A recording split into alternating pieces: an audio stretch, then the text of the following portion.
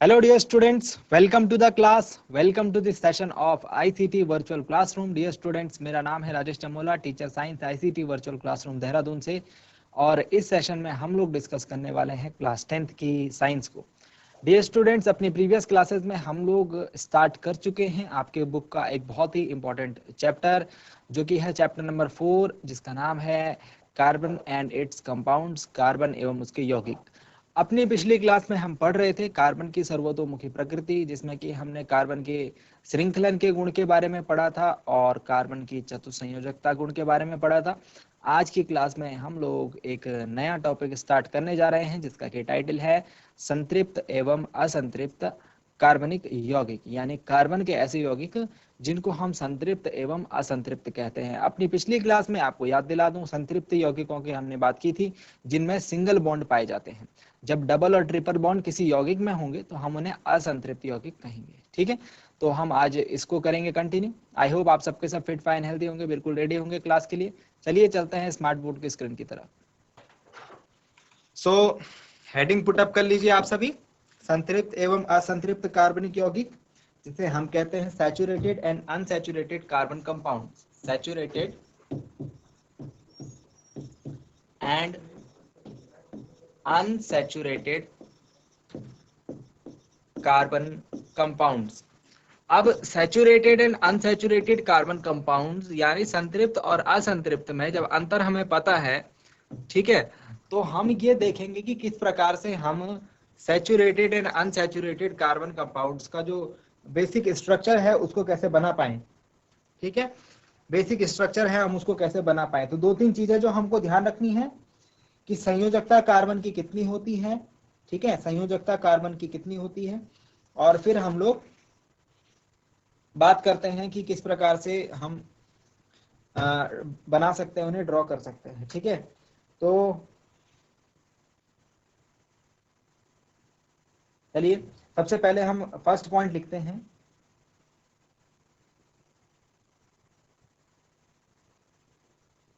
जब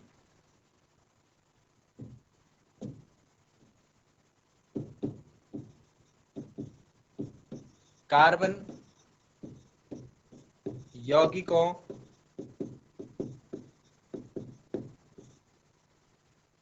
में परमाणुओं के मध्य एकल आबंध हो, यानी कि सिंगल बॉन्ड हो, तो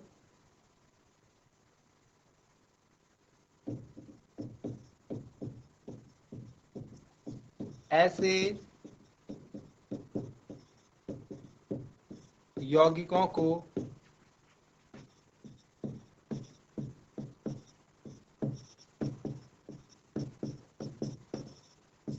संतृप्त यौगिक कहा जाता है। ऐसे यौगिकों को संतृप्त यौगिक कहा जाता है। संतृप्त यौगिक बोले तो सैचुरेटेड कार्बन कंपाउंड्स। ठीक है, संतृप्त कार्बनिक यौगिक कहा जाता है। ठीक हो गया। अब ये यौगिक, इन यौगिकों की अभिक्रियाशीलता थोड़ा कम होती है। ये यौगिक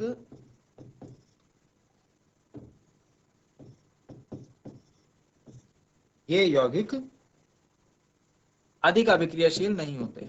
स्टेबिलिटी देखेंगे हम, इसके मतलब ये है कि स्टेबिलिटी थोड़ा ज्यादा होती है, स्थायित्व थोड़ा ज्यादा होता है, इस कारण अभिक्रियाशील नहीं होते। बात समझ में आ गई? ठीक है। So these compounds are not much reactive और सिंगल बॉन्ड की प्रेजेंस यहां पर देखने को मिलती है। एकल आबंध मतलब सिंगल बॉन्ड। ओके, चलिए एक कुछ इसके एग्जांपल्स हम लोग लेते हैं और समझने की कोशिश करते हैं कि ये बात कैसे होती होगी। ठीक है, तो एग्जांपल में हम सबसे पहले नंबर 1 एग्जांपल ले रहे हैं कार्बन यौगिक, जिसमें कि सपोज हम मानते हैं एक कार्बन है, सपोज हम मानते हैं एक कार्बन है, ठीक है, और किस प्रकार से हमको कार्बन के साथ कार्बन यौगिकों की संरचना हम किस प्रकार से प्राप्त करते हैं, इस बात को हम अभी समझ रहे हैं, ठीक है, इस बात को हम अभी समझ रहे हैं। सपोज हमारे पास 2 कार्बन के परमाणु हैं, कितने कार्बन के परमाणु हैं, 2। तो सबसे पहले उनको इस प्रकार से हम लोग लिखते हैं, 2 कार्बन परमाणुओं को, और उनके बीच एक सिंगल बॉन्ड लगाते हैं, एकल आबंध लगाते हैं। अब आप जानते हैं कार्बन की संयोजकता कितनी होती है, 4। तो इधर वाले कार्बन है इसकी संयोजकता 4 होगी, और जो इधर वाला कार्बन है इसकी संयोजकता को मैं ऐसे दिखा रहा हूं 1 2 3, और ये बीच वाली संयोजकता दोनों की होगी। ये बीच वाली संयोजकता किस किस की होगी, दोनों की होगी, आधी इधर वाले कार्बन की और आधी उधर वाले कार्बन की। देख रहे हो आप, तो 4-4 संयोजकता हमें देखने को मिल रही है, ठीक हो गया। अब एक एक संयोजकता तो इन दोनों कार्बनों की पूरी हो रखी है, अपने आपस में इन्होंने एक सिंगल बंध बना रखे हैं। बाकी जो बची हुई संयोजकताएं हैं बच्चों, हम उनमें क्या कर लेते हैं, उनमें हाइड्रोजन लगा देते हैं। बाकी बची हुई एक एक संयोजकता को हाइड्रोजन पूरा कर लेता है। तो अगर मैं इसे देखूंगा तो इसमें मुझे 2 कार्बन दिखेंगे और हाइड्रोजन कितने दिखेंगे, 1 2 3 4 5 6, तो ये बन जाएगा C2H6। C2H6 का नाम जो है, C2H6 का एक नाम होता है जिसे हम कहते हैं एथेन, जिसे हम कहते हैं एथेन, ठीक हो गया, समझ में आ गई बात। C2H6 का नाम होता है एथेन, और एथेन का ये कौन सा स्ट्रक्चर हो गया, ये हो गया कि हमने इसकी संरचना बनाई है, लेकिन ये इसकी बॉन्डिंग बंध वाली संरचना है, कितने कितने बॉन्ड होते हैं। अगर इसकी इलेक्ट्रॉन बिंदु संरचना बनाने को बोले, अगर इसकी इलेक्ट्रॉन बिंदु संरचना बनाने को बोले तो कैसे बनेगा, देखो कार्बन कार्बन के बीच में कौन है, सिंगल बॉन्ड, मतलब कार्बन कार्बन ने अपना एक एक इलेक्ट्रॉन साझेदारी करी हुई है। फिर उसके बाद कार्बन का हर हाइड्रोजन के साथ एक सिंगल बॉन्ड है, मतलब कार्बन के 4 इलेक्ट्रॉन ये रहे इधर की तरफ, इधर वाले, और इधर वाले के ये रहे, बीच में इन दोनों ने अपना अपना एक इलेक्ट्रॉन साझेदारी तो करा हुआ है, ठीक है। अब देखो हर कार्बन ने एक हाइड्रोजन के साथ, तो इस कार्बन ने एक हाइड्रोजन के साथ, इस कार्बन ने एक हाइड्रोजन के साथ, इस इलेक्ट्रॉन ने एक हाइड्रोजन के साथ, इस इलेक्ट्रॉन ने एक हाइड्रोजन के साथ, इस इलेक्ट्रॉन ने एक हाइड्रोजन के साथ, इस इलेक्ट्रॉन ने एक हाइड्रोजन के साथ साझेदारी करी दी है, ठीक है। तो अगर मैं फाइनल बात करूं कि फाइनली इसका स्ट्रक्चर कैसे होने वाला है, तो ये तो हो गया, सॉरी, ये तो हो गया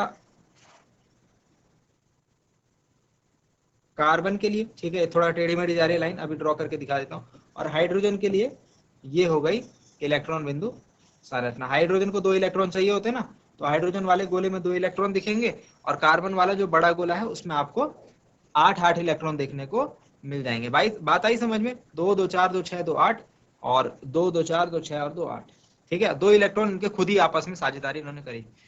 अब आप इसको अगर बनाएंगे संरचना को तो कुछ इस प्रकार की बनेगी। मैंने तो ये रफ टाइप बना ली है, ठीक है, मैं इसको दिखाता हूँ आपको कैसे देखने को मिलेगी। आपको ये देखो, इलेक्ट्रॉन बिंदु संरचना आपको कुछ इस प्रकार की देखने को मिलेगी। ये किसकी इलेक्ट्रॉन बिंदु संरचना है, ये है एथेन की इलेक्ट्रॉन बिंदु संरचना। इसमें आप देखने को मिल रहा होगा आपको 2 कार्बन है, ठीक है, 2 कार्बन देखने को मिल रहे हैं, एक कार्बन ये, एक कार्बन ये, इन दोनों कार्बनों ने एक सिंगल बॉन्ड है इनके बीच में। सिंगल बॉन्ड कैसे होता है, एक इलेक्ट्रॉन इसका हो गया और एक इलेक्ट्रॉन इसका हो गया, तो बीच में देखिए इनके एक एक इलेक्ट्रॉन ने साझेदारी करी हुई है, ठीक है। अब इस कार्बन के बचे कितने, 3 इलेक्ट्रॉन, 1 2 और 3, तो तीनों ने एक एक हाइड्रोजन से साझेदारी कर ली, और ऐसे ही इसने भी इसके 1 2 3 इलेक्ट्रॉन ने एक एक एक हाइड्रोजन से साझेदारी कर ली। तो हाइड्रोजन के 2 इलेक्ट्रॉन मिल गए, इसको 2 इलेक्ट्रॉन मिल गए, इसको 2 इलेक्ट्रॉन मिल गए, इसको 2 इलेक्ट्रॉन मिल गए, इसको 2 इलेक्ट्रॉन मिल गए, इसको 2 इलेक्ट्रॉन। हाइड्रोजन को कितने इलेक्ट्रॉन चाहिए होते हैं, 2 इलेक्ट्रॉन, एक उसके पास अपना होता है, एक के साथ साझेदारी कर ली। और कार्बन को कितने चाहिए, हर कार्बन को 4 चाहिए। तो इस वाले कार्बन को देखो, इस वाले कार्बन को देखो, देखो है हाइड्रोजन को मैंने आपको दिखा दिए। अब इस वाले कार्बन के देखिए, ये वाले कार्बन के, तो इसके 8 हो गए पूरे। देखो ये जो सर्कल है इस वाले कार्बन का है, तो इसके अंदर देखो 8 इलेक्ट्रॉन दिखेंगे आपको, 1 2 3 4 5 6 7 8, ठीक है, इसके 8 हो गए पूरे। अब इधर वाले कार्बन का देखो, इधर वाले कार्बन का सर्कल जो है, ये वाले कार्बन का सर्कल ये वाला है, इसके अंदर 8 इलेक्ट्रॉन दिखेंगे, 1 2 3 4 5 6 7 8, ठीक है। तो इस प्रकार से इलेक्ट्रॉन बिंदु संरचना बनाई जाती है। हर किसी की संयोजकता जो है पूरी करने की कोशिश की जाती है, और जब ऐसा हो जाता है तो हम बॉन्ड बना सकते हैं। तो कैसे बने बॉन्ड, बंद देखो कैसे बने, बंध ऐसे बने, देखो सिंगल बॉन्ड यहाँ पर बना, एक एक इलेक्ट्रॉन की साझेदारी हो रही है, क्योंकि सिंगल बॉन्ड एक यहाँ पर बना, एक यहाँ पर बना, एक यहाँ पर बना और एक यहाँ पर बना, क्योंकि एक एक इलेक्ट्रॉन की साझेदारी हो रही है। ठीक, ऐसे ही एक सिंगल बॉन्ड यहाँ पर बना, एक सिंगल बॉन्ड यहाँ पर बना, एक सिंगल बॉन्ड यहाँ पर बना, क्योंकि सिंगल बॉन्ड की साझेदारी हो रही है। तो कैसे बन जाएगा, देखो कार्बन कार्बन के बीच में सिंगल बॉन्ड, कार्बन कार्बन के बीच में सिंगल बॉन्ड, इधर हाइड्रोजन के साथ, इधर हाइड्रोजन के साथ, इधर हाइड्रोजन के साथ, इधर हाइड्रोजन के साथ और इधर हाइड्रोजन और इधर हाइड्रोजन। ठीक हो गया। तो ये संरचना मुझे देखने को यहाँ पर मिल रही है। आई होप आपको बात समझ में आ रही होगी, आई होप आपको बात समझ में आ रही होगी। तो इस प्रकार से हम क्या करते हैं, संरचना बनाते हैं। कैसा कार्बनिक यौगिक है ये है संतृप्त कार्बनिक यौगिक। लिख लेंगे नीचे एथेन, क्या फॉर्मूला होता है, C2H6, 6 हाइड्रोजन और 2 कार्बन की इलेक्ट्रॉन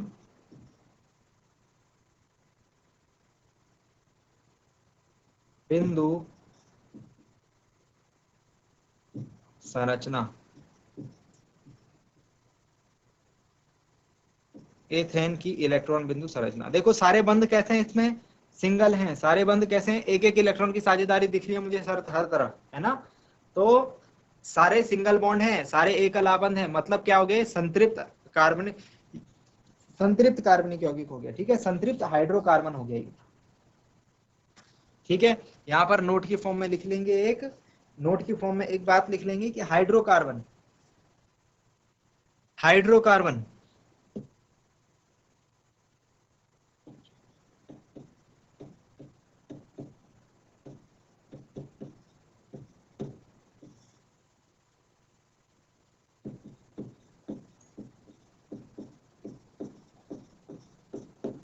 हाइड्रोकार्बन हाइड्रोजन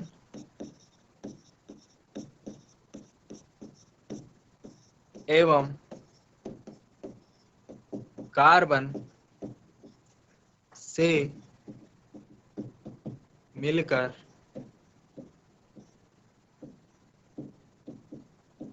बनने वाले यौगिक। हाइड्रोजन एवं कार्बन से मिलकर बनने वाले यौगिकों को क्या कहते हैं, हाइड्रोजन, जिनमें हाइड्रोजन और कार्बन होते हैं। जैसे पीछे देखा आपने थे, ये क्या हो गया, एक हाइड्रोकार्बन हो गया। ठीक हो गया। अब अगर मैं बात कर रहा हूं कि अब मुझे क्या करना है कि एक और सूत्र है हमारे पास, अब की बार जो हमारे पास फॉर्मूला है वो है C2H4। अभी पहले हम संतृप्त हाइड्रोकार्बन हमने लिख लिया, असंतृप्त लिख लेते हैं, असंतृप्त यौगिक या असंतृप्त कार्बनिक यौगिक, अनसैचुरेटेड कार्बनिक कंपाउंड। अनसैचुरेटेड में क्या लिखेंगे हम,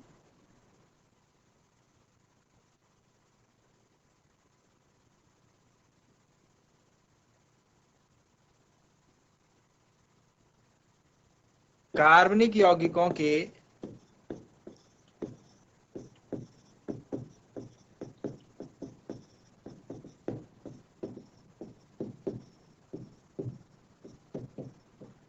द्वि या त्रि आबंध वाले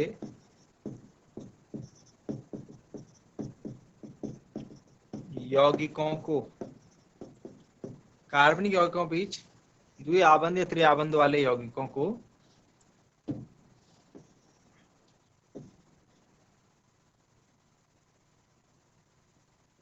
कार्बनिक यौगिकों नहीं, इसको बोलेंगे कार्बन परमाणुओं के बीच, कार्बन परमाणुओं के बीच द्वि या त्रिआबंध वाले यौगिकों को असंतृप्त यौगिक कहते हैं। सिंपल सी बात। ठीक है, अब देखो द्विआबंध त्रिआबंध कैसे बनेंगे। सपोज हमारे पास फिर से 2 कार्बन है, ठीक है, 2 कार्बन पर हमने 2 कार्बन के बीच में सिंगल बॉन्ड लगा दिया और सपोज हमारे पास 4 हाइड्रोजन है। ठीक है, तो फॉर्मूला क्या होगा, C2H4। लेकिन ध्यान दो कि एक कार्बन की संयोजकता कितनी होती है, 4, एक कार्बन की संयोजकता कितनी होती है 4। तो इस वाले कार्बन की बात करें 1 2 3 ही संयोजकता पूरी हो रही है, और इधर वाले कार्बन की बात करें 1 2 3 ही पूरी हो रही है ना। तो 4 संयोजकता इसकी पूरी नहीं हो पा रही। 4 संयोजकता पूरी करने के लिए हम क्या करते हैं, एक एक्स्ट्रा बॉन्ड लगा देते हैं कार्बन कार्बन के बीच में। तो अब 4 संयोजकता दोनों कार्बन की पूरी होती हुई मुझे दिख रही है। देखो कैसे, 1 2 3 और 4। ऐसे ही इधर वाले कार्बन के लिए देखो 1 2 3 और 4। ठीक हो गया।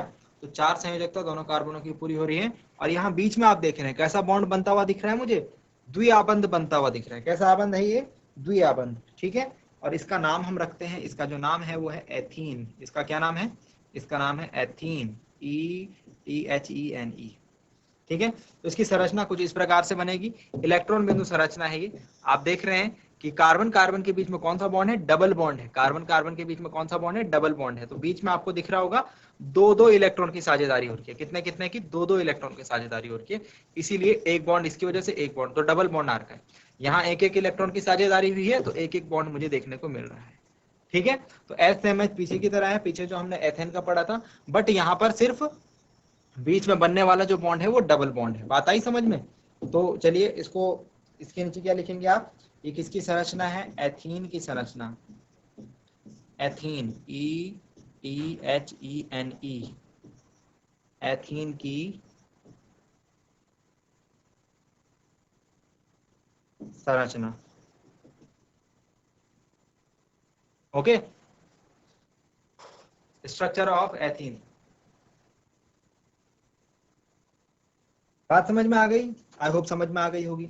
तो हम क्या करते हैं, सीधा सीधा काम हमारा क्या है, कार्बन की संयोजकता पूरी करने का। कार्बन में देखेंगे हम कितने कार्बन हमारे पास है, बॉन्ड कैसा बन रहा है कार्बन कार्बन के बीच, और बची हुई संयोजकताएं आप किससे पूरी कर लो, आप हाइड्रोजन से पूरी कर लो। बात समझ में आ गई, ठीक है। चलिए अब नेक्स्ट पॉइंट हमको जो डिस्कस करना है वो है कार्बन और हाइड्रोजन के जो बनने वाले संतृप्त यौगिक हैं उनका नाम और सूत्र। तो अभी मैंने 2 के नाम बताए थे आपको, तो सिंगल जो संतृप्त वाले बात है, संतृप्त यौगिकों की बात अभी हम कर रहे हैं। तो जल्दी से टेबल बनाइए, एक टेबल का निर्माण कीजिए। सबसे पहले इधर एक ब्लॉक बनाइए, ठीक है, उसमें हम लिखेंगे कार्बन परमाणुओं की संख्या। तो हम क्या लिखेंगे, कार्बन परमाणुओं की संख्या। नेक्स्ट एक और ब्लॉक बनाइए, उसमें हम लिखेंगे उसका नाम, उसमें हम लिखेंगे कार्बन यौगिक का नाम। नेक्स्ट एक और ब्लॉक बनाइए, उसमें हम लिखेंगे सूत्र, उसमें हम क्या लिखेंगे, सूत्र। और लास्ट में एक ब्लॉक बनाइए जिसमें हम रिप्रेजेंट करेंगे उसका स्ट्रक्चर। ठीक है, चलिए ऊपर हेडिंग में लिखेंगे, हेडिंग वाले पोर्शन में लिखें सबसे पहले इधर कार्बन परमाणु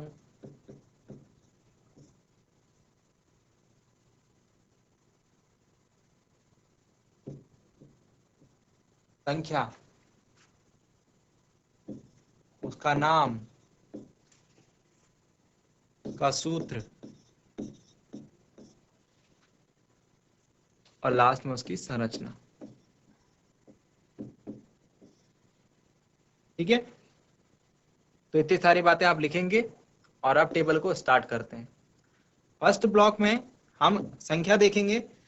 कार्बन परमाणु की संख्या जब 1 होगी, जब 2 होगी, जब 3 होगी, जब 4 होगी एंड जब 5 होगी। ठीक है, 5 तक की बात हम कर रहे हैं यहाँ पर। ठीक है, और उसके बाद आप खुद ही समझ जाएंगे। नाम जो होगा इनका नाम में जो एक कार्बन परमाणु संख्या होता है उसका नाम होता है मीथेन।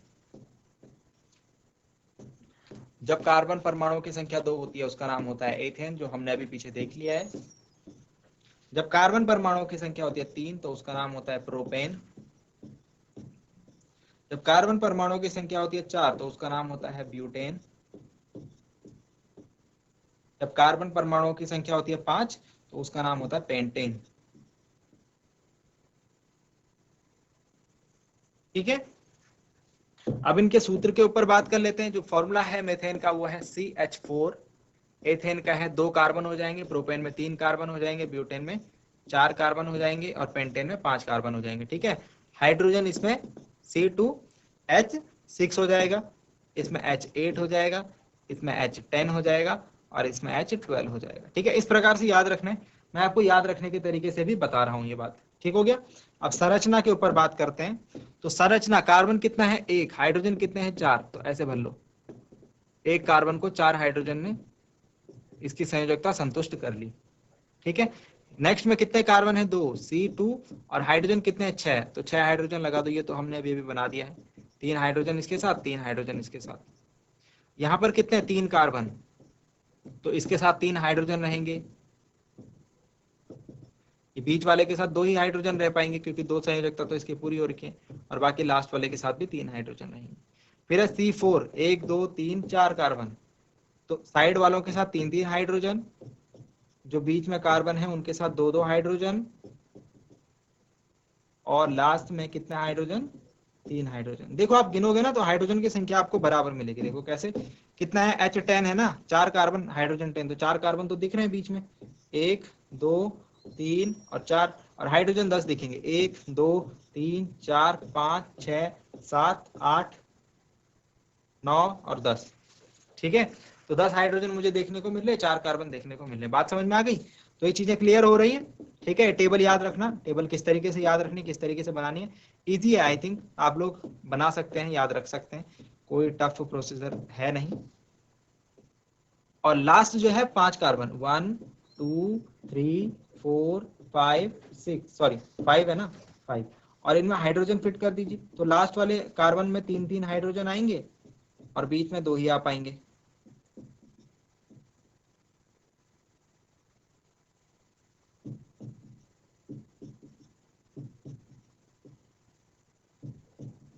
सो ये है हमारे पास एक